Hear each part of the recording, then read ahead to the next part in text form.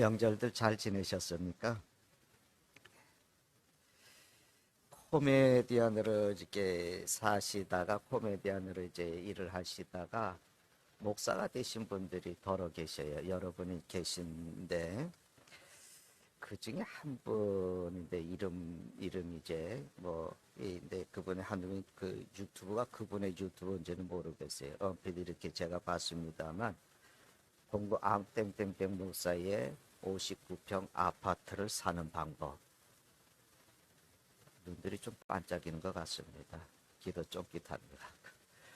여러분, 그 59평 아파트를 사는 방법. 근데 그 제목만 보고는 그냥 덮어버렸기 때문에 어떤 내용인지는 모르겠습니다. 그런데 좀 마음이 조금 답답했어요. 이제 땡땡 아무개 목사의 59평 아파트를 사는 방법이라고 했는데 그것이 설교였는지 무슨 강의인지는 제가 그 내용을 보지 못했지만 하나님의 말씀으로 그것을 전했다 그러면 좀 마음이 좀 답답한 것 같아요. 뭐 이 시대에 59평 아파트를 사는 것이 그 문제가 되는 것도 아니고 또 우리가 필요하면 또 살아야 되겠지만 하나님은 성경을 통해서 말씀을 통해서 그런 소스들을 우리에게 가르쳐 주시기 위해서 메시지를 들으라고 말씀을 하는 것 같지는 않습니다. 목사에게 여러분 가장 큰 고민은 설교라고 할 수 있습니다. 어떤 설교를 하는 것이 하나님을 기쁘시게 하는 것이고 하나님의 뜻에 맞는 설교냐, 또 어떤 설교를 하는 것이 오늘 이 시대를 살아가는 성도들에게 꼭 필요한 설교고 그리고 성도들이 꼭 들어야 되는 그런 이제 그 말씀이 되겠느냐라고 하는 그런 질문은 목사로서는 주님 앞에 가는 날까지 계속되는 그런 이제 고민일 것입니다. 이런 고민을 한다고 하는 것은 또 목사로서의 자긍심이기도 하고 또 행복한 고민일 수가 있죠. 그래서 또 그 목사가 그렇게 고민하고 또 깊이 묵상을 하고 기도하면서 준비된 말씀을 또 선포하는 하고 그 또 말씀을 듣는 성도들이 듣는다면 또 성도들에게 또 큰 은혜가 될 겁니다. 어떤 청년들이 이제 둘을 제가 찾아왔어요. 다른 교회 다니는 청년들이 둘을 찾아와서 첫 인사가 뭐라고 얘기하냐면 교회가 참 예쁘네요. 그렇게 이제 그 인사를 했어요. 우리도 그러죠. 어떤 교회를 첫 가면 참 교회가 참 예쁘네요. 그렇게 인사하든지 아니면 교회가 참 크네요. 뭐 이런 이제 인사들을 하지 않습니까? 참 그런 이제 그런 인사를 들어서 그냥 저는 그냥 씨 웃고는 이제 맙니다만 59평 아파트를 사는 방법보다는 성도들이 교회가 뭘까? 교회라고 하는 것이 무엇냐? 이 교회를 아는 것이 더 중요하고 그것이 오늘도 우리의 말씀을 나왔지만 내가 천국 열쇠를 내게 주려 내가 땅에서 무엇이니 매면 하늘에서도 맬 것이고 내가 땅에서 무엇이니 풀면 하늘에서 풀리라고 하시는 말씀 하나님의 은혜와 축복에 그런 지름길이 되는 겁니다. 오늘 많은 목회자들이 걱정하는 것들이 있습니다. 그게 뭐냐면 우리 성도들이 교회에 대한 이해들이 자꾸만 약해진다고 하는 것이고 또 교회에 대한 신앙이 점점 이제 흐려진다고 하는 그런 이제 그 모습이거든요. 근데 교회는 다니는데 교회가 뭔지 잘 모르는 거예요. 여러분 교회 아시나요? 우리 한국 교회는 늘 그냥 성장 제일주의라는 흐름으로 흘러오지 않았습니까? 그래서 교인의 숫자를 늘리고 교회의 건물을 확장을 하고 건축을 하는 것이 마침 교회를 세운 것 같은 그런 목표를 여기지 않았습니까? 또 일부에서는 그런 교회가 좋은 교회고 또 그런 교회 목사는 성공한 목사로 그렇게 여겼어요. 그러다 보니 교회는 많아졌습니다. 특히 대형 교회들이 우후죽순 생겨났지만 한편 염려하는 것은 뭐냐면 순전한 교회 모습이나 성도들의 교회 의식은 만족할 만한 그런 수준에 이르지 못했다는 겁니다. 그런 성도들의 교회에 대한 그 신앙이 약해졌고 교회는 잘 지었는데 교회 안에 사람들은 제대로 세워지지를 않았고 교회를 밖에서 볼 때는 참 괜찮은데 내부는 부실하다라고 하는 것입니다. 교회는 성도들에게 여러분 놓칠 수 없는 중요한 특별한 곳이거든요. 특별히 건강하고 순전한 교회에 대한 그 의식과 신앙은 여러분 직분을 맡은 분들이든지 아니면은 직분이 없는 분들이든지 모든 성도들에게 이게 중요한 거예요. 교회에 대한 바른 이해는 신앙생활에 아주 절대적인 영향을 주기 때문에 교회와 성도들과의 관계를 통해서 살아가는 그 과정이 잘못될 경우에 신앙생활을 하는데 우리가 엄청난 손해를 볼 수가 있습니다. 그래서 교회가 무엇을 하는 것이냐, 이것을 바로 아는 것은 내 신앙의 기본을 바르게 세워가는 것이라고 할 수 있어요. 여러분, 우리 화면에 우리 앞에 또 보듯이 교회 세움이라고 하는 큰 주제를 금년에 우리가 갖고 있지 않습니까?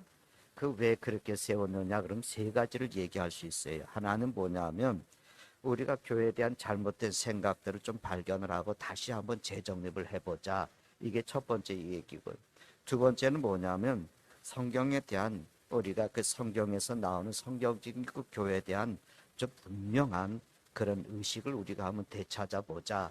그런 의미가 들어가고 또 세 번째는 뭐냐면 우리 교회가 좀 순전한 교회가 돼서 하나님께서 기뻐할 만한 교회, 쓰실 만한 그런 교회가 돼서 미래의 교회와 살아있는 교회가 되자고 하는 것, 이것이 이제 이렇게 교회의 세움이라고 하는 큰 틀 속에 들어가고 있는 겁니다.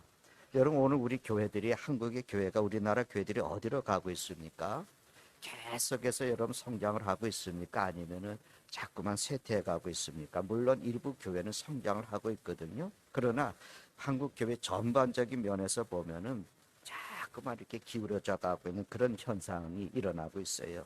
여러분, 또 이 교회, 이 지금의 교회들이 세상의 사람들에게 선한 영향력을 주고 있습니까? 안타깝게도 교회답지 못하다고 하는 평가를 많이 듣습니다. 교회의 가치를 잃어버리고 있는 거예요. 그리고 역으로 세상이 교회가 그래서 되겠느냐 이런 염려하는 그런 상황이 되었어요.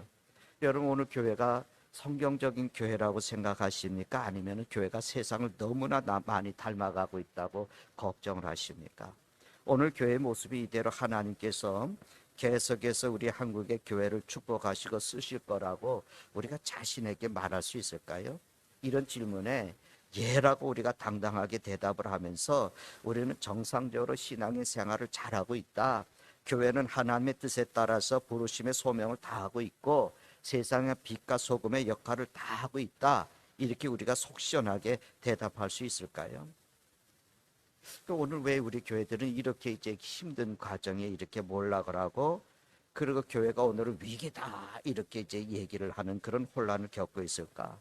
그 원인이 무엇 때문이냐, 누구 때문이냐, 뭘 우리가 이것을 따지기 전에 우리가 이런 심각성을 우리 성도들이 느끼면서 이제라도 교회다운 교회, 성도다운 성도로 회복하기를 바라는 겁니다. 하나님은 오늘의 이 고난의 기회를 교회가 그렇게 변하기를 원하시는 겁니다.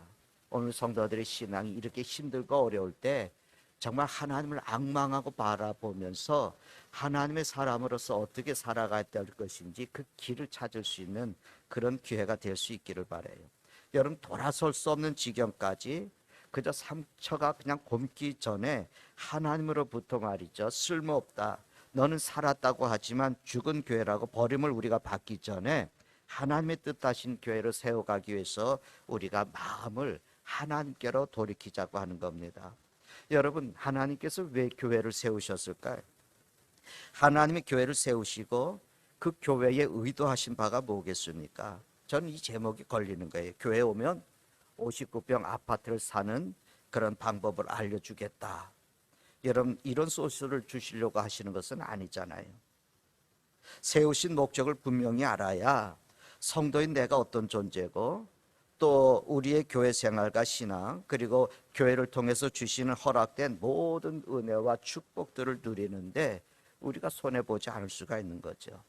에베소서 2장 13절에 보니까 이렇게 말씀하잖아요. 이제는 전에 멀리 있던 너희가 그리스도 예수 안에서 그리스도의 피로 가까워졌다고 그렇게 말합니다. 여러분, 저와 여러분은 바르고 순전한 교회, 그런 순전한 성도가 되기 위해서 같이 우리가 공동의 노력을 해야지 되고 또 고쳐야 될 것을 아주 과감하게 고치고 내가 새롭게 변화돼야 될 부분들은 희생을 감수해서라도 주님께서 명령하신 그런 성경적인 그런 교회, 신령한 교회, 순전한 교회를 우리가 세워가야지 되는 거예요. 이것이 주님의 몸된 교회인 성도들이 하나님의 은혜와 축복을 받는 비결이 될 수 있습니다. 기독교에서 가장 가장 중요하게 여기는 게 뭐예요? 여러분, 첫째는 뭐겠습니까? 예수 그리스도 아닙니까? 그리고 둘째는 뭐겠어요? 교회죠. 교회가 처음에 등장할 때는 언제였습니까? 성령의 강림에 나타나신 오순절 때부터 아니겠습니까? 오순절은 50일째 되는 날이라고 하는 의미를 가진 이스라엘의 명절인데, 당시에 교회라고 하는 명칭은 어떤 건물을 의미하는 것이 아니었습니다. 주님께서 내 교회를 세우겠다고 말씀하셨을 때 건물을 의미하는 것이 아니잖아요. 하나님의 백성들을 총칭하는 이름이 교회였습니다. 다시 말씀을 드리면, 성경에서 말하는 교회는 하나님의 백성, 즉 예수 믿는 자들인 구원받은 그리스도인들을 뜻하는 것입니다. 교회라고 하는 말을 헬라어로 표현을 할 때 뭐라 하면 에클레시아라고 그러는데, 불러냄을 받은 무리라고 하는 의미를 가지고 있어요. 그러니까 세상 사람들 가운데서 특히 예수 그리스도를 믿는 사람들이 교회가 되는 거예요. 그런데 주님은 교회를 설명하시면서 베드로라고 하는 제자의 이름 위에 교회를 세우시겠다, 그렇게 말씀하셨어요. 주님과 교회와 베드로의 무슨 관계가 있습니까? 오늘 본문의 말씀에 그 18절의 말씀, 마태복음 16장 18절의 말씀에 보니까 너는 베드로라, 내가 이 반석 위에 내 교회를 세우리니 말씀해요. 그러니까 이 말씀을 우리가 조금 잘못 이해하게 되면 베드로의 수익권, 그 베드로가 우두머리가 돼서 교회의 우두머리다라고 이렇게 얘기할 수 있는 그런 천주교에서 주장하는 것 같은 위험이 있을 수 있습니다. 그런데 베드로 위에 교회를 세우시겠다고 하는 것은 베드로라고 하는 사람을 지칭하는 것이 아니고, 그가 한 신앙의 고백 위에 내 교회를 세우겠다, 이렇게 말씀하시는 거예요. 그럼 베드로가 주님 앞에 무슨 신앙의 고백을 했습니까? 어느 날 주님께서 제자들에게 물으셨어요. 너희는 나를 누구라고 하느냐? 그렇게 질문을 하셨을 때에 그때 베드로가 대답한 것이 오늘 그 16절에 나오는 말씀입니다. 거기에 뭐라고 그러냐면은 주는 그리스도시요 살아계신 하나님의 아들입니다. 이 고백을 하는 거예요. 이 고백을 주님께서 들으시고 굉장히 기뻐하지 않으셨습니까? 그리고 그 바로 베드로가 한 그 신앙의 고백 위에 내 교회를 세운다, 그렇게 이제 말씀을 하셨어요. 여러분, 구약에서 하나님의 자녀가 되고 하나님의 백성이 되려면 어떤 조건이 필요했습니까?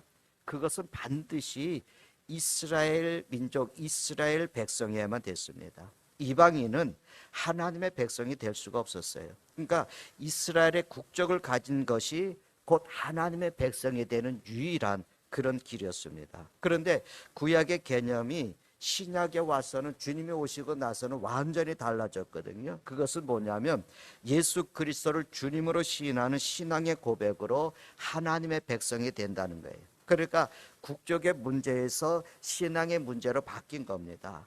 그래서 반석 위에 교회를 세운다고 하는 말은 베드로를 가리키는 말이 아니라 구약의 배경을 가지고 설명해 가시는 거예요. 이스라엘 백성으로 태어난 것이 천국의 백성이 되는, 하나님의 백성이 되는 조건이었는데, 이제는 예수 그리스도를 주라고 시인하고 고백하는 그것이 바로 천국 백성이 된다고 하는 그 조건의 변화를 주님께서 말씀하신 거예요. 그래서 하나님의 백성이 되는 것은 국적의 문제가 아니고 신앙의 고백, 즉 믿음으로만 될 수 있다는 겁니다. 그래서 여러분, 예수 그리스도를 믿는 사람들의 모임이 교회다, 그것을 기억을 하셔야 돼요. 그저 단순히 모임의 의미가 아니라 모이는 사람들의 출처가 무엇을 근거로 했느냐에 따라서 달라지는 겁니다. 여러분, 로마서 9장 6절에 있는 말씀에 보니까 뒷부분에 이렇게 말씀해, 이스라엘에게서 난 그들이 다 이스라엘이 아니요. 그 7절에 보니까 아브라함의 씨가 다 그의 자녀가 아니라, 그런 말씀하면서 8절에 곧 육신의 자녀가 하나님의 자녀가 아니요 오직 약속의 자녀가 실어 여김을 받느니라 말씀을 해요. 육신의 자녀. 여러분, 육신의 자녀라고 하는 것이 뭐냐면 하나님과 약속에 관계없이 태어난 소생을 말하는 거예요.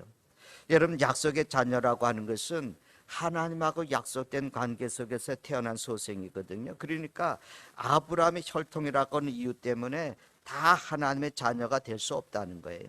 그 얘기를 하는 겁니다. 하나님의 자녀를 약속의 자녀라고 하는 말은 말하는 그 이유가 뭐냐면 그저 생물학적인 방법으로 낳은 자녀가 아니라 하나님의 영적인 간섭 아래서 하나님의 뜻에 의해서 태어난 자녀라고 하는 그런 얘기예요. 그러니까 오늘 우리처럼 얘기하면 부모가 자식을 낳았어요. 그래서 내가 예수 믿는데 근데 내가 자녀를 낳았어요. 그럼 자연히 이 아이도 하나님의 자녀가 되는 것이 아니라는 말과 같습니다. 왜냐하면 이가 장성해서 자기 입으로 믿음을 고백하고 예수 그리스도를 나의 주라고 영접을 할 때에 하나님의 자녀가 되는 거예요. 이거는 국적으로 하나님의 시민이 되는 것이 아니라 예수 그리스도를 주로 믿음으로 인해서 하늘의 시민권을 얻는다고 하는 겁니다.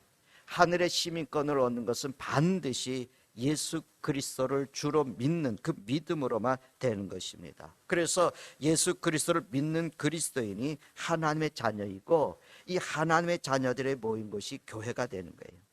교회는 이 교회인 하나님의 백성은 하나님 나라의 시민권을 취득한 자들이고 그 신분과 권리를 소유하게 되는 거죠. 그러니까 누구든지 예수를 믿어야 하나님의 자녀가 되고 하나님의 자녀들이 모인 공동체를 교회라고 그렇게 얘기를 합니다. 여러분 로마서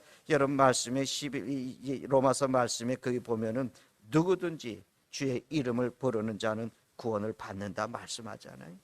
누구든지 주의 이름을 부르는 사람은 구원을 얻는다고. 그러니까 이런 사람을 진정한 의미의 교회라고 말합니다. 주의 이름으로 구원받은 무리, 이 사람들이 교회인 겁니다. 지금도 교회 그러면은 여러분 강대상을 생각을 하고 또 십자가를 걸어놓고 또 뭐 피아노가 있고 그런 외형적인 것을 이제 연상을 하게 되는데 오히려 구원받고 하나님의 자녀가 된 사람들과 예수 그리스도를 주로 고백하고 믿고 고백하는 그런 사람들을 교회다 그렇게 얘기한다고 하는 것을 우리가 잊으면 안 됩니다. 그래서 구원받은 하나님의 자녀가 없으면 아무리 교회라고 하는 이름을 붙여놓고 웅장하고 거대하고 건물을 세워난다 하더라도 예수 믿고 구원받은 사람들이 없다면 그를 교회라고 말할 수가 없는 겁니다. 여기에 굉장히 중요한 문제가 있어요. 교회라고 하는 말을 아까 헬라 말로 에클레시아라고 그랬거든요. 그럼 부름 받은 사람들, 불러냄을 받은 무리라고 하는 뜻을 가지고 있는데 그러면 어떤 목적을 위해서 이 사람들을 불러서 모았다라고 하는 것입니까? 그러니까 이건 분명히 불러냈단 말이죠. 불러냄을 받은 무리라고 하는 것은 무언가 목적이 있어요. 무언가 목적이 있어서 이 사람들을 불러냈단 말이죠. 그래서 교회를 하면 놓칠 수 없는 중요한 말이 뭐냐면 부름 받았단 말이에요. 부름 받았다. 적어도 여러분 우리가 부름 받았다고 하는 것은 네 가지에서 의미를 찾아볼 수 있어요. 첫째는 뭐냐면 죄와 사망에서부터 우리가 부름을 받은 거예요. 이게 구원 아니겠습니까? 두 번째는 뭐냐면 하나님과 관계를 위해서 하나님과 교제를 위해서 부름을 받았다는 거예요. 이건 약속과 관계가 있는 거거든요. 세 번째로 보면은 장래 유업을 얻도록 부름을 받았다는 거죠. 이거는 우리에게 분명한 목적이 있는 거예요. 이스라엘 백성들이 애굽에서 나와서 광야에 살았던 것은 거기에 살기 위해서가 아니라 가나안 땅을 부여받기 위해서 그들이 건짐을 받은 것처럼 그런 말씀이죠. 네 번째는 뭐냐면 하나님의 소유의 특별한 백성으로 우리가 부름을 받은 거예요. 이건 하나님의 백성이 되는 의미가 있는 거 아니겠습니까? 이와 같이 교회는 그저 우연하게 사람들이 함께 모이는 것이 아니고 특별하게 하나님으로부터 부름 받았다는 것이 아주 차별화된 겁니다. 여러분은 하나님의 부름을 받은 사람들이에요. 하나님이 여러분을 부르셨어요. 믿으세요? 하나님이 부르셨어요. 그러면 교회로 이 불러냄을 받은 사람들은 무엇을 위해서 사느냐는 게 나오지 않습니까? 나는 하나님이 나를 부르셨으면 나는 무엇을 위해서 살아야 될까? 교회로 부름받은 사람들로서 교회 안에서 어떻게 하나님께 내가 영광을 돌릴 수 있을까? 그건 부름을 입은 그리스도인들이 그 부름에 합당한 삶을 사는 것, 그것을 통해서 가능해지는 겁니다. 그러니까 내가 교회의 일원이 된 만큼 거기에 걸맞게 살아야 된다는 거예요. 하나님의 백성이 된 만큼 거기에 맞게 살라는 거예요. 여러분 에베소서 1장 그 4절에 보니까 하나님이 이렇게 창세 전에 그리스도 안에서 우리를 택하사 우리로 사랑 안에서 그 앞에 거룩하고 흠이 없게 하시려고 말씀해요. 그 앞에 거룩하고 흠이 없게 하시려고. 또 에베소서 1장 22절에 보니까 그를 만물 위의 교회의 머리로 삼으셨느니라, 또 이렇게 주님에 대해서 말씀하면서 23절에 가서 보면 교회는 그의 몸이니 만물 안에서 만물을 충만하게 하시는 이에 충만함이라, 그런 표현을 합니다. 바울 사도가 에베소서를 통해서 교회의 틀을 우리에게 분명하게 말씀을 해주고 있는데, 하나님께서는 온 우주 만물을 예수 그리스도 안에서 다 통일되게 하기 위해서 예수 그리스도를 온 만물의 권세자로 삼으시고 주관자로 삼으셨다고 그렇게 얘기를 해요. 그런데 우리에게는 그냥 주관자 정도가 아니라 더 밀접하게 주님이 그를 머리로 하고, 그리고 우리는 그의 몸으로 하는 유기체로 묶어 놓으셨다는 거예요. 주님이 우리의 머리가 되고 우리는 주님의 몸이 되는 그런 유기체로 우리를 묶어 놓으셨다 그래요. 그래서 성도는 뭐냐면 소속과 신분의 차원에 있어서 이야기하자면 하나님의 성도고 하나님의 백성이고 하나님의 자녀입니다. 그렇게 따지면은 교회라는 이름으로 붙일 것도 없이 말이죠, 우리 성도들을 가리켜서 그냥 자녀, 백성 그러면 되는데, 뭐 하나님은 그의 자녀들을 영광의 자리로 온전하게 우리를 왜 옮겨가실까? 그렇잖아요. 거룩하고 흠없는 자리를 왜 요구를 하실까? 그런 우리가 의문도 들 수 있지 않습니까? 근데 우리가 거룩하고 흠없는 자리에 우리가 가게 하기 위해서, 우리가 그렇게 삶을 하나님의 온전하고 거룩한 하나님의 백성으로 살아가기 위해서 우리를 누구와 묶어 놓으셨냐면은 바로 예수 그리스도와 묶어 놓으셨다는 거예요. 그런데 우리를 이렇게 묶어 놓고 있는 것만도 최상의 행복일 텐데, 뭐라고 얘기를 했냐면 예수님이 우리의 머리가 되시고 우리는 그의 몸이 되는 유기체, 즉 하나가 된 생명의 지체로서 우리를 연결해 놓으셨다는 거예요. 그래서 우리가 영광스럽다고, 교회가 영광스러운 교회라고 그렇게 표현을 합니다. 그의 몸으로서 우리를 탁월하게 세우기 위해서 예수님은 계속해서 그 몸이 성숙하게 되기를 원하시고 계속적으로 그냥 적극적으로 우리를 위해서 일하고 계신다는 거예요. 그래서 여러분, 그리스도로 우리를 묶어놓고 그 성도를 어떻게 이끌어 가시냐면 에베소서 5장에 그렇게 말씀합니다. 26절 27절에 나오는 말씀인데, 이는 곧 물로 씻어 말씀으로 깨끗하게 하사 거룩하게 하시고, 그리고 거기 27절에 가면 자기 앞에 영광스러운 교회로 세우사, 자기 앞에 영광스러운 교회로 세우사, 거기에 뭐라 그래서 티나 주름 잡힌 것이나 이런 것들이 없이 거룩하고 흠이 없게 하려 하심이라. 이게 여러분 교회를 세우신 본질이에요. 주님은 절대로 교회라는 이름으로 묶여 있어서 그저 소극적으로 나태한 그리스도인으로 우리가 살아가기를 원치 않습니다. 교회가 소극적이고 수동적인 것을 원하지 않도록 하나님이 계획을 하신 거예요. 그저 우리가 교회 의자에 가만히 앉아서 그저 얌전한 사람이 돼서 하라는 대로 하는 그런 사람을 만들기 위해서 교회가 있는 것이 아니라는 겁니다. 사람들에게 혜택과 편안함을 주기 위해서 세워진 것이 아니라는 겁니다. 여러분, 스데반이 광야교회를 언급했을 때 광야교회는 어떤 교회였습니까? 영광스러운 목적지를 향해서 함께 이주해 가는 사람들이었거든요. 그들은 기적적으로 애굽에서 이끌려 나와서 하나님을 만나기 위해서 시내산에 이끌림을 받았습니다. 그들은 광야를 거쳐서 약속의 땅으로 가도록 부름을 받은 사람들이에요. 그러니까 교회는 계속해서 움직여 가야 돼요. 생동력 있게 목적지를 향해서 가야 되는 겁니다. 오히려 적극적으로 영광스러운 성도가 되기 위해서, 교회가 되기 위해서 온갖 노력을 다하는 그런 모습을 우리가 가지고 있어야 됩니다. 그것이 뭐냐면 거룩하게 되는 일이에요.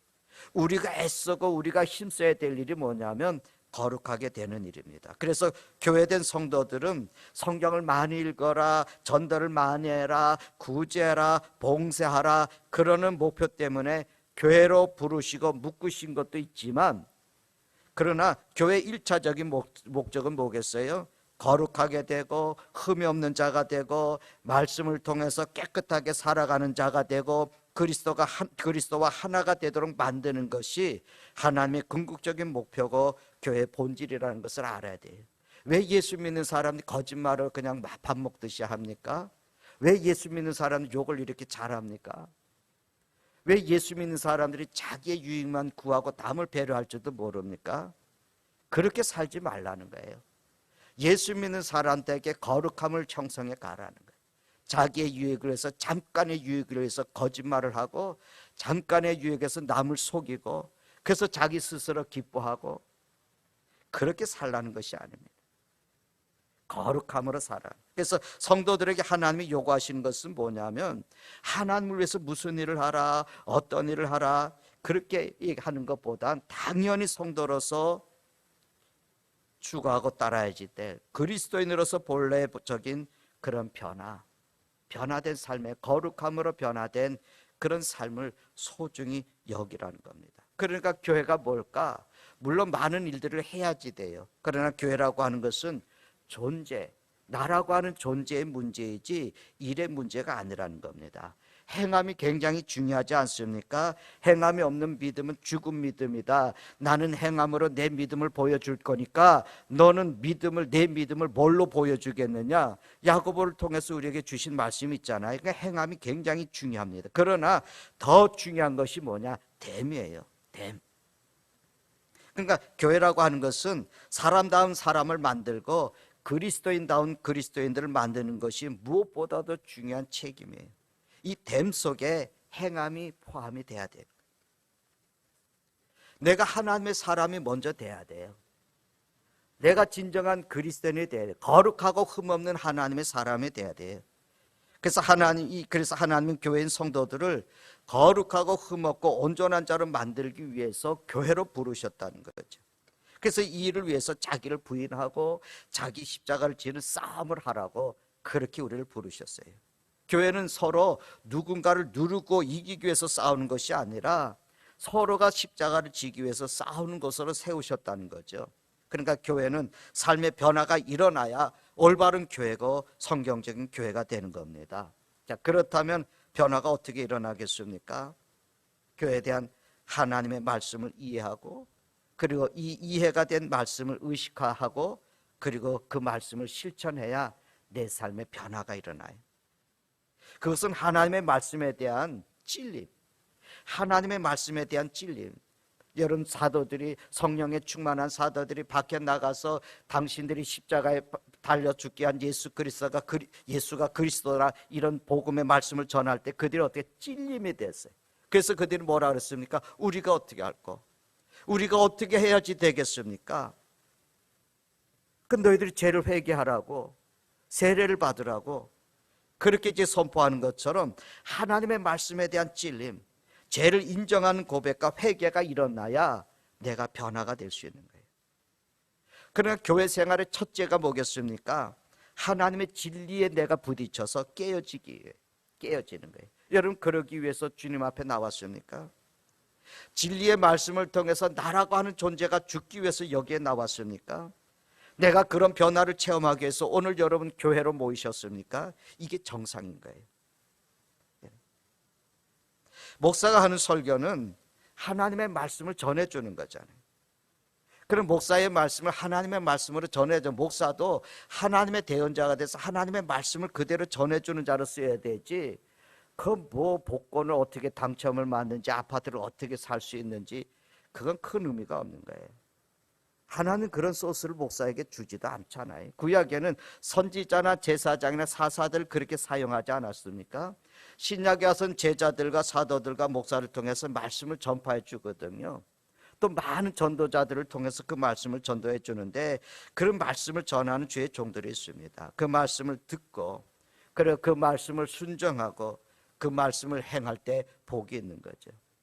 오늘도 하나님은 그렇게 사용하지 않습니까? 그러니까 하나님의 말씀을 듣는 태도가 중요한 거예요.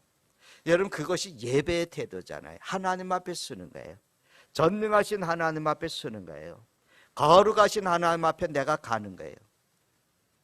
그 어떤 태도로 나가겠습니까? 하나님 오늘 내 앞에 계실 때 내가 어떤 마음을 가지고 어떤 태도로 나가겠습니까? 그분이 말씀하실 때 내가 딴청하면서 딴 생각하면서 설 수 있겠습니까? 하나님의 말씀에 귀를 기울이는 거예요.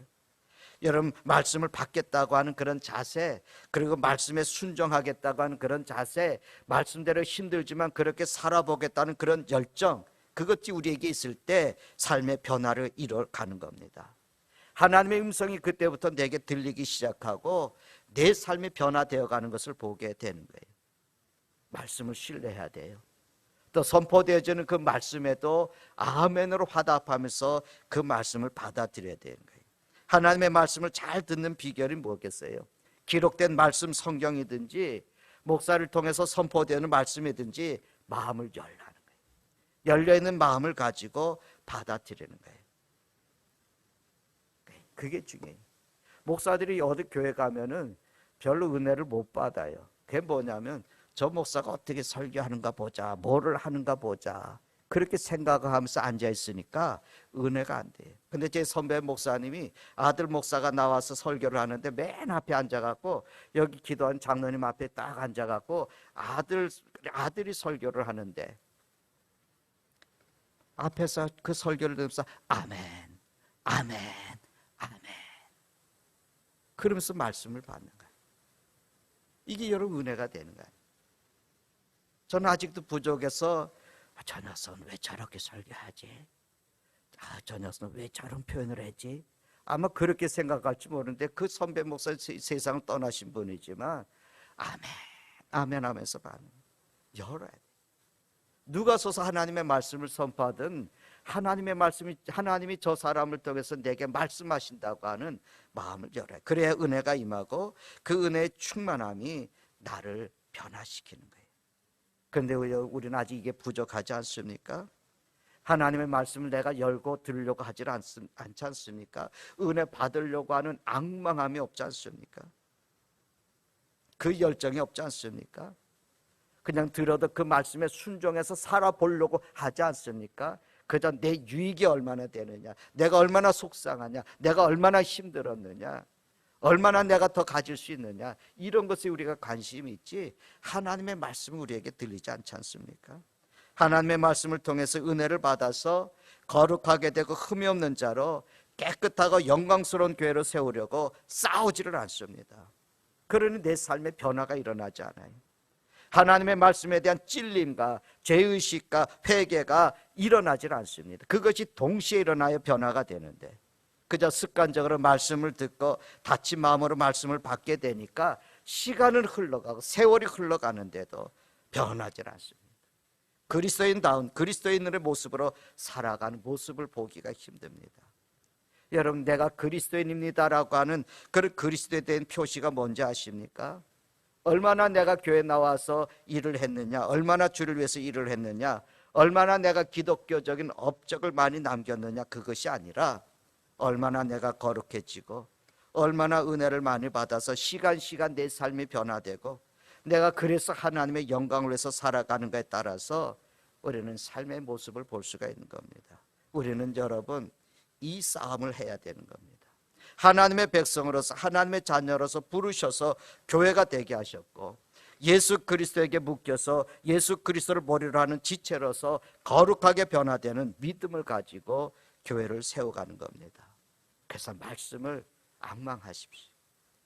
여호와를 앙망하라 하는 그 말씀 기억하십니까? 이사야를 통해서 말씀은 여호와를 앙망하라고. 그 말이 옛날 성경은 기다리라고, 영어 성경에도 킹 제임스 버전이라고 하는 것은 왜 기다리라고, 여호와를 기다리라고 표현해요. 하나님의 말씀을 앙망하십시오. 어떤 예배이든지 주시는 말씀을 내가 받으려고 그저 받아 먹으려고 앙망하십시오. 그때 변화가 일어납니다. 그때 하나님의 놀라운 은혜의 역사를 경험을 하게 됩니다. 말씀이 들려야 믿음이 자라는 겁니다. 내 말씀이 귀에 들리는 것이 아니라 내 마음에 들려야 되는 거예요. 그때 변화의 역사가 일어날 수 있는 겁니다. 거룩해지는 것도 그 출발도 들음에서 일어나는 겁니다. 이렇게 거룩하고 흠이 없는 그리스도인이 되기 위해서 자신의 약한 부분들을 내려놓고 온 힘을 쏟고 교회다운 교회를 만들기 위해서 최선을 다하는 하나님께서 목적하신 교회가 되면 오늘 말씀에 음부의 권세를 이기지 못하고 사단도 역사하지 못하게 되는 것입니다. 여러분, 우리 조국의 교회가, 우리나라의 교회가 이런 교회가 되기를 바라고 우리 교회가 먼저 그런 교회가 돼야지 됩니다. 하나님은 아직도 우리 조국의 교회를 사랑하시고 은혜 베푸시기를 원합니다. 교회의 이름으로 모인 곳에 비록 부족하고 연약하고 갈등과 다툼이 있어도 주님은 아픈 마음을 가지고 품지 않으겠습니까? 우리가 또 좀 더 성경적인 교회로 돌아가고 자기의 제 모습을 찾아가고 하나님의 뜻으로 돌아가서 주님께서 요구하시는 교회의 모습을 회복한다면 지금보다 훨씬 놀라운 하나님의 은혜와 강하신 성령의 역사가 우리 가운데 나타날 것입니다. 여러분, 교회를 건물로 세우지 않으셨어요. 성도 한 사람 한 사람을 교회라고 말씀하시면서 바른 신앙과 믿음, 그리고 오직 말씀과 거룩해지려고 하는 그런 열정으로 흠이 없는 하나님의 백성으로 부름받은 우리의 위치를 우리가 확인하면서 우리가 먼저 해야 될 것은 교회가 교회 되게 하시는 은혜부터 받는 것을 잊지 마십시다. 하나님의 은혜를 사모하십시오. 주님을 앙망하십시오. 내가 온전한 그리스도인으로 깨끗하고 거룩한 신자로 서 있으면 여러분, 우리 교회는 자연히 신령한 교회고 온전한 교회가 됩니다. 우리 교회 성도들이 열정으로 주님을 앙망하고 하나님 주신 은혜를 가지고 세상을 살아가려고 하면 우리는 세상에 등불에 대해서 등불을 켜서 말 아래 두지 않고 등경 위에 두고, 그리고 우리는 세상의 산 위에서 비칠 수 있는 빛의 역할을 하고, 세상 요소요소에 들어가서 우리는 세상에 썩어지고 부패한 것을 변화시킬 수 있는 소금의 역할 우리는 감당할 겁니다. 주님은 우리에게 말씀하지 않았습니까? 너희는 세상의 빛이라고 그랬고 너희는 세상의 소금이라고. 그 맛을 잃어버리면 밟히지 않습니까? 그 맛을 잃어버리면 가치없는 존재들이 되지 않습니까? 여러분, 오늘 교회는 자연히 신령한 교회, 온전한 교회, 자연스럽게 되는 것은 아닙니다. 우리가 주님 안에 있을 때 정말 그리스도인으로서 깨끗하고 거룩한 우리 성도로 우리가 쓸 때 역사가 일어납니다. 우리 교회를 회복시키는 일은 나의 믿음이 회복되는 길부터 시작되는 것을 다시 한번 우리가 깨달으십시다. 내가 하나님 앞에 제대로 서는 것이 교회를 회복하는 일이라고, 내가 어떤 경우에서도 믿음의 고백을 부인하지 않고 하나님의 사람으로 당당하게 내가 살아가는 것이 교회를 세워가는 것이라고, 그리고 우리 교회가 성경적인 교회로 세움을 입기 위해 쓰임을 받을 수 있도록 우리가 이렇게 함께 힘쓸 수 있기를 주님의 이름으로 축원합니다. 기도하십시다. 하나님 아버지, 오늘도 하나님 저희들이 교회 세움을 돌아봅니다. 한 달 지나고 두 번째 달 첫 주일에 전능하신 저와여 교회가 무엇인지를 돌이켜보며 이 땅에 주님, 우리가 서서 이 혼탁스럽고 어둡고 아프고 고통스럽고 거짓으로 얼룩져 있고 탐욕과 이기심으로 가득 차고 내 편에 나저는 이때에 하나님의 사람으로 우리가 어떻게 살아가야 될지, 이 세상을 어떻게 하나님 아름다운 땅으로 바꿔놓을 수 있을지 아버지 하나님 다시 저희들이 고민하면서 먼저 하나님, 우리가 온전한 하나님의 자녀, 하나님의 백성 교회로 세워지기를 원합니다. 전능하신 저와여 긍휼히 여기시고 우리를 돌이키시고 우리를 깨우쳐 주셔서 아버지 앞에 하나님 온전히 거룩하고 흠없는 성도로 설 수 있도록 우리를 붙잡아 주시옵소서. 우리 주 예수님의 이름으로 기도드리나이다. 아멘.